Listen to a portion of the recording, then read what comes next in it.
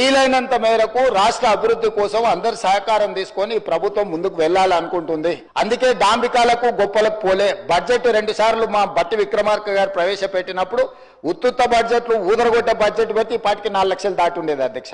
ఉత్తుత్త బడ్జెట్లు ఊదరగొట్టే బడ్జెట్లు పెట్టదలుచుకోలేదు.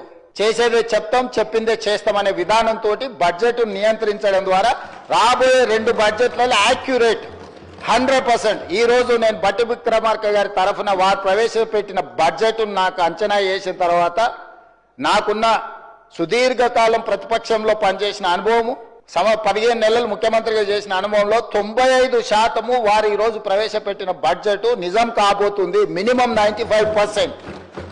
Whereas 2014 to 2023 go through all 10 budgets.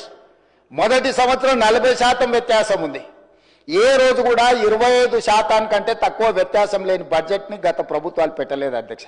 కాగితాలకే పరిమితమైన కేటాయింపులు, కాగితాల మీదనే కేటాయింపులతోని శాఖలు నిర్వహించాలని, వెల్ఫేర్ నిర్వహించాలని, ఇట్లా రకరకాల అబద్ధాలతోని ప్రైవేట్ కంపెనీలు బ్యాంకులలో లోన్ తెచ్చుకోవడానికి ఎన్ని రకాలుగా బ్యాలెన్స్ షీట్లను ఫ్రాడ్ చేస్తారో రాష్ట్ర ప్రభుత్వం అన్ని రకాలుగా బడ్జెట్ ను ఫ్రాడులెంట్ బడ్జెట్స్ ప్రవేశపెడితే time and again they have given findings.